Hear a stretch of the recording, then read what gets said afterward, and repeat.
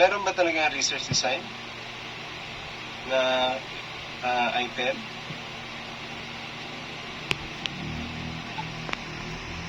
Yung research design, ito na rin siguro yung 3.3.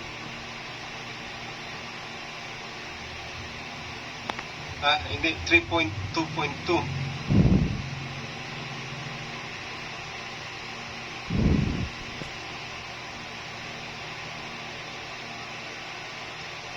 Narinig niyo ba ako? Yes, sir. Oh. So, yun yung una. Okay, research design, isama nyo na tong input, process, output. Okay, wala to dito. Ibang ibig sabihin nyo ng input, process, output na to. Okay? Hindi ito yun. Di ba mayroon kayong sinabit sa akin na input, process, output na hindi ganyan? Yes, sir. Yung nakatable din na tatlo. Ito yun. Sige na. Ito, yun. Malabo sa ano.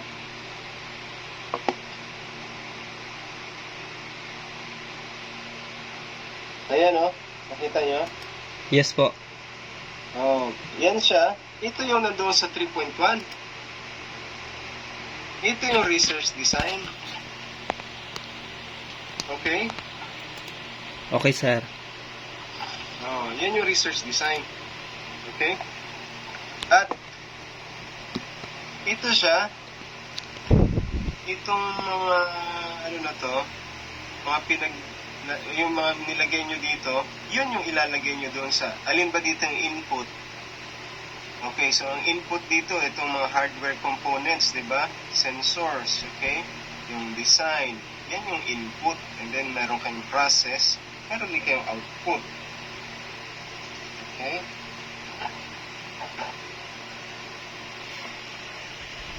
Excuse mo na. Wait lang.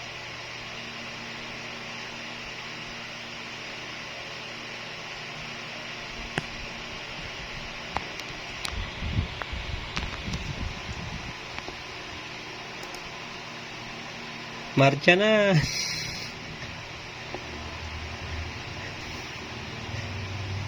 Kayo lang po ang graduating. Negative na.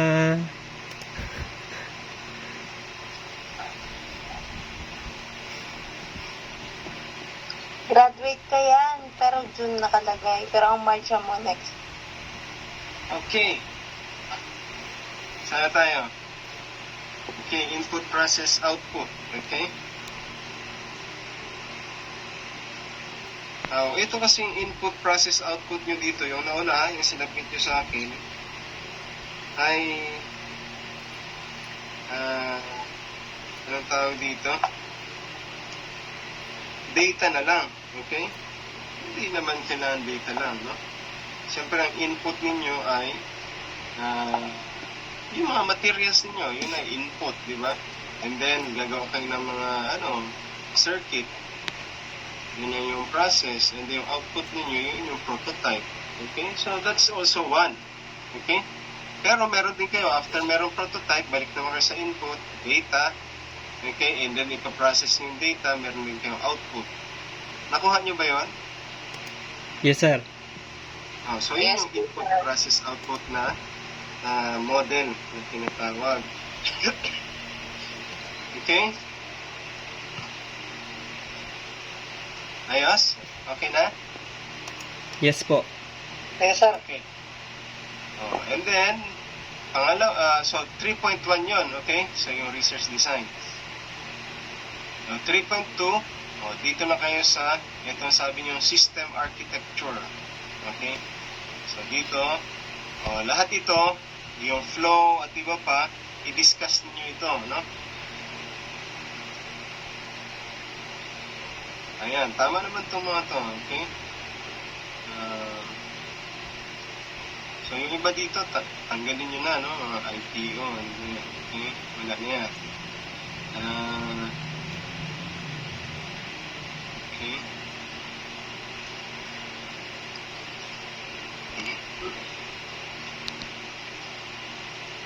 So, syempre, what will happen pagka nagdi-discuss kayo ng ganito, you start from left to right, okay? According dito sa inyong flow. Okay, so start kayo, halimbawa, dito sa ano na to, sa power. Okay, so power starts from the battery, which is being charged by solar panel, using solar panel with by a charge controller.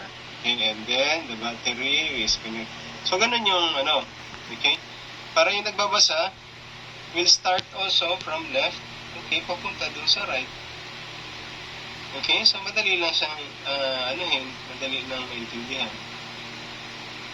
Although, hindi naman necessarily ganun, pero magandang, magandang, anong tawag dito, technique sa pag-discuss, pag-describe, okay? Para madali lang siya i-follow. Okay? Ayan. Oh, ito, very good. Okay? So, hardware. Okay, so ito ay system architecture. Ito, 3.3 na ito, yung hardware. Okay, so dito na kayo sa let's say, tawagin nyo lang hardware design. Okay? And then, meron din kayong software design, something like that. So, sa hardware, so dito meron kayong components, okay? Ayan, operating voltage, etc.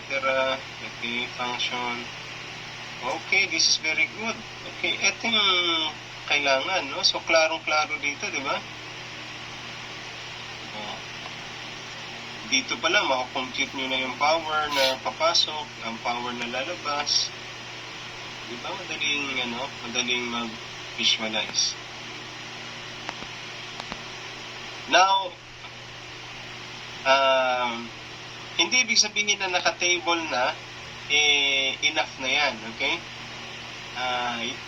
Kahit na naka-table, bibigyan nyo pa rin ng dito, ng text, ng description, para bang yung figure, diba yung figure kanina, diniscuss nyo dito, diba? Merong kayong paragraphs describing the figure. So, ganun din sa table. Meron kayong table, then you should have a paragraph. Okay, etong table dapat merong caption, okay? Maniwanag? So, Yes, sir. ba to? Table 1 ito, no? Opo. Table 2 na? Table 2? Ata, sir. Ha? Meron na ito sa taas eh. Wala man dito. Nakalagay, Ay. sir, table 3.1. Wala, Ay, sa isa pala ito yun. Okay. Kala ko ito yung paragraph. Ayan, sir. Nalito ako. Okay. Sige. Para kasi lang di ba? Ito yung paragraph niyo. I-check niyo yung inyong format. Ganito ba talaga? Kahit man lang siguro, malamang hindi ganito. O, di ba? Kasi, kung titingnan mo, parang paragraph siya eh. Kasi parang naka-follow lang siya dito sa taas. And then, pag tinating dito, di ba? Start ng paragraph. Parang gano'n. Parang siya isang sentence. So, ito yung table 3.1. Okay? So, pagdating dito sa ilalim, i-discuss nyo yung table. Okay? Okay po, sir. Okay. Pero hindi nyo kailangan ulitin lahat ng data dyan. Okay? Pwede nyo i-summarize na. Okay? Isabihin natin, from microcontroller to wind sensors, lahat sila 5 volts. Okay? Yung ganito ay ranging from 15 milliamps to, ano nyo na, no? You try to make sense of the table or data na nandun sa table. Okay? Ayan. Okay.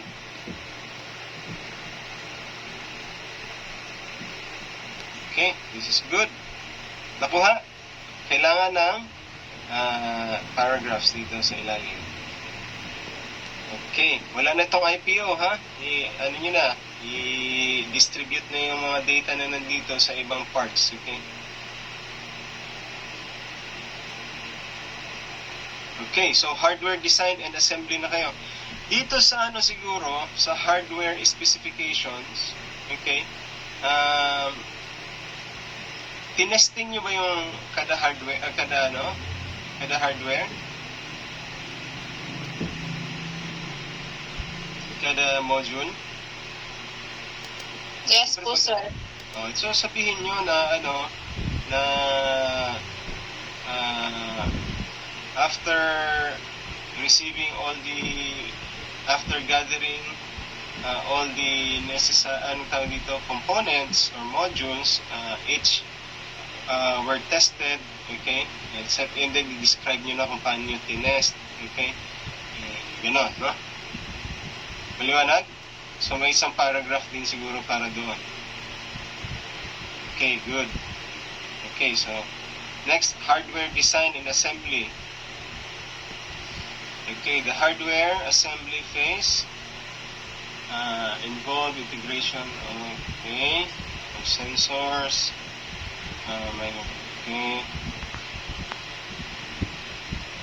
Okay, so ito na yung circuit design and pin mapping. Okay, so this is good. Ayan, no? Assembly. Okay. Sensor. Okay, this is good. Good. Ang galing ni ma'am. Dito nyo na isama yung circuit. O bakit nandito na ito? Ayun. Okay.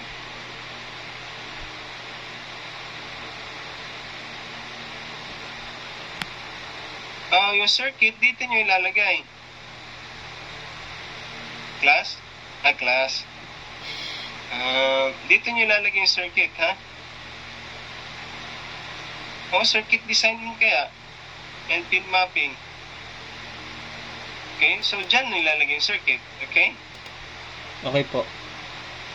Ano ba ang circuit nito? Fritzing ba yun? Yung gamit nyo? Ayan, Fritzing software, di ba? Ayan. So dito nyo Fritzing. ilalagay. Okay, and then fabrication. Okay?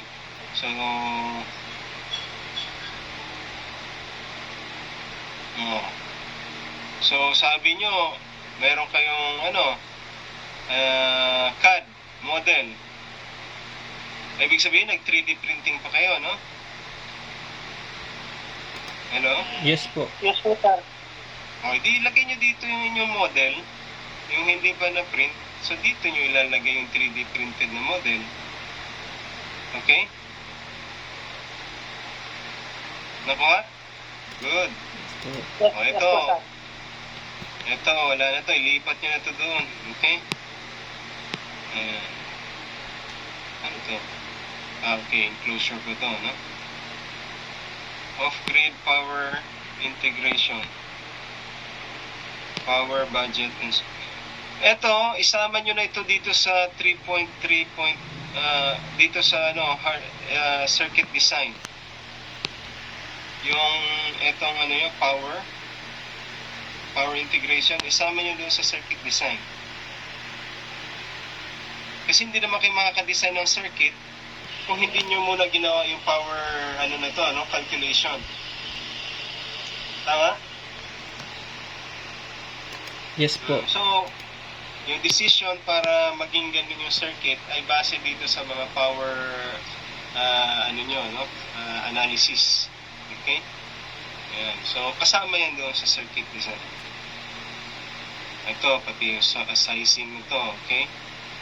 Ayan. So, lahat yan doon yung ilagay. Okay? So, yan yung ginawa niyong analysis. Okay? Ayun. So, tapos na tayo sa hardware. Okay? So, sa hardware, meron kayong circuit design. Circuit design and pin mapping. Okay? And then, pangalawang subsection ay yung CAD. Okay? Yung sa enclosure. Okay? So, dalawa. And then, pangatlo, hindi na pala pangatlo, no? Another section, okay, ay yung software development. Ayan. Okay, so very good. Okay, so sa software development, meron kayong sinabi niyo dito yung libraries. And then, okay man ganito maggawa ng software. Pagka software, syempre, flowchart yung papakita nyo. Hello? Flowchart. Okay? No, wala pa may flowchart kayo.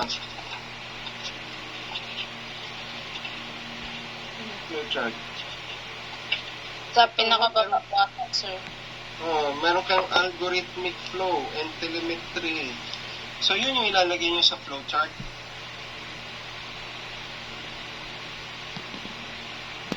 Wala Wala dito sa chapter 3. Nilagay nyo siguro sa results. Hindi results yun. Ano pa lang yun? Method pa lang yun. Okay? Methodology yun. Okay? So, yung flowchart ay nasa methodology. Okay? Yung software flowchart of the system logic. Klaro? Yes po. Yes po, sir. Okay? So, yun yung part ng software development. So, meron kayong software libraries and then yung flowchart. Program flowchart. Okay? Good? Questions? No po. Ito, Arduino Megas program. Ano yung ginamit nyo na IDE? So, sabihin nyo rin dyan, we use the Arduino IDE, something like that, kung yun ang ginamit nyo, okay? Pwede rin naman iba. So, sabihin nyo kung ano yung IDE gamitin nyo, no?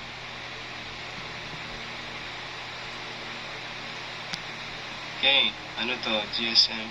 Okay, this is also good. After the flowchart, ano nyo itong GSM communication procedure.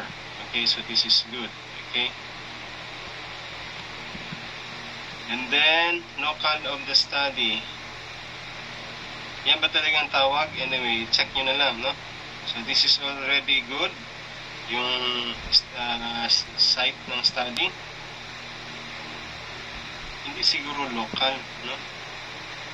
Anyway, check nyo ha kung anong tawag. Baka site. Hindi siguro local. Okay. Okay, thank you. Okay, so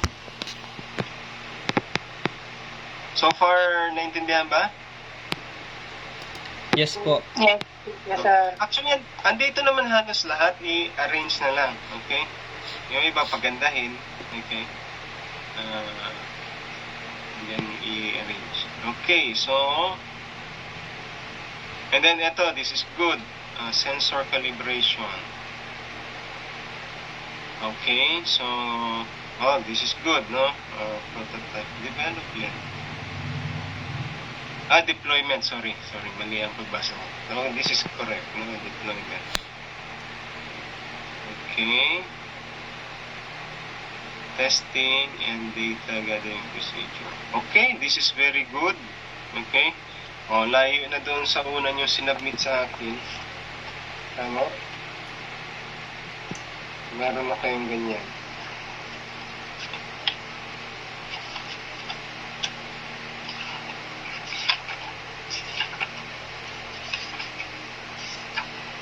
Okay? Good? Nakuha na? Okay na tayo sa chapter 3? Yes po. Yes, sir. Okay, good. Sige, proceed tayo. Chapter 4.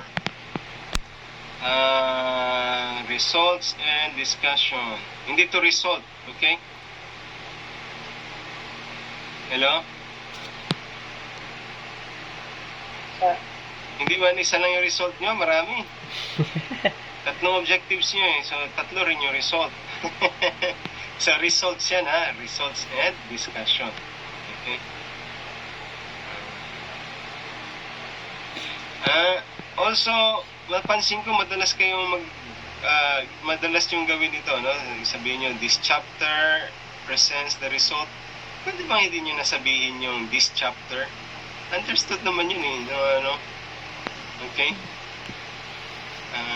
So, think of a much clever or mas magandang way para i-introduce yung chapter.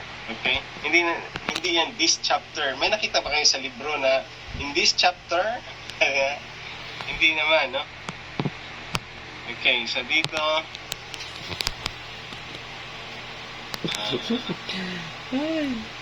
prototype, integrity. Okay?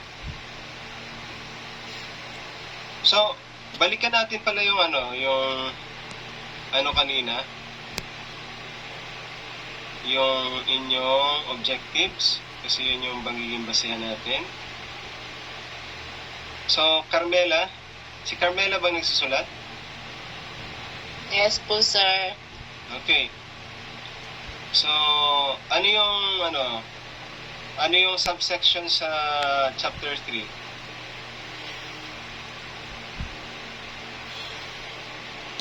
Ano yun? Sir, hati-hati kasi kami, sir.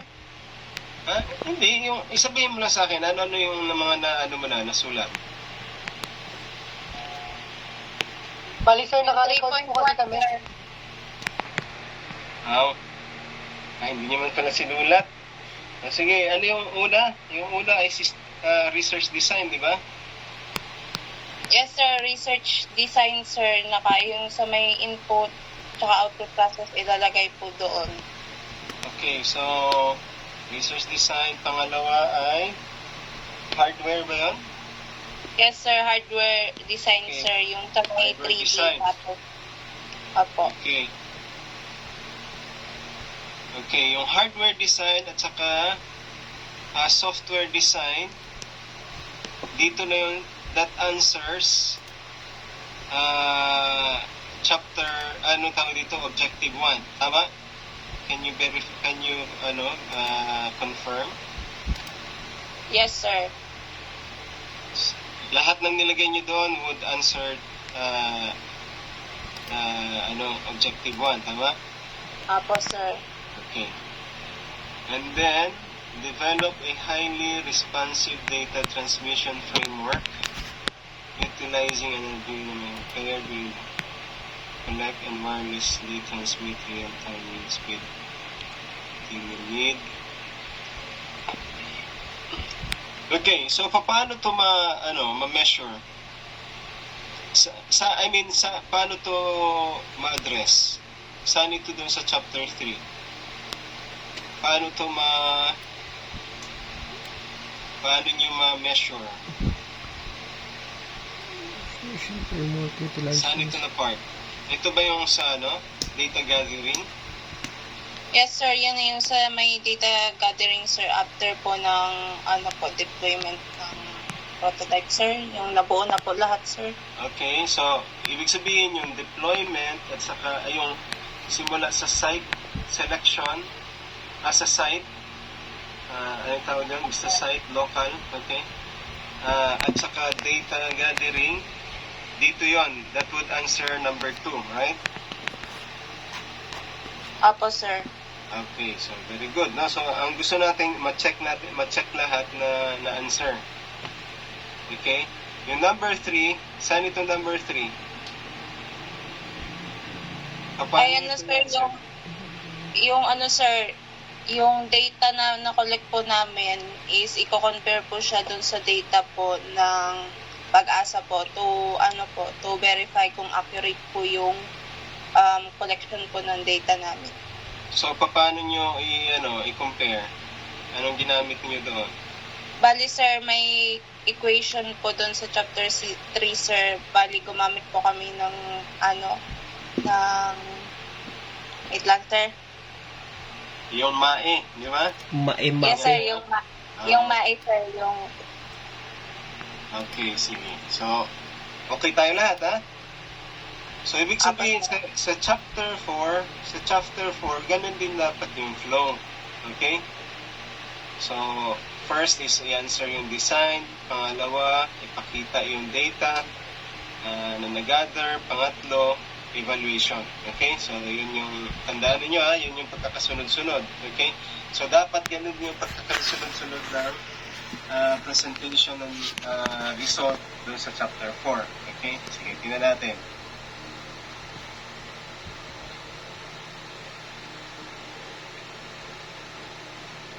Chapter 4, Results and Discussion.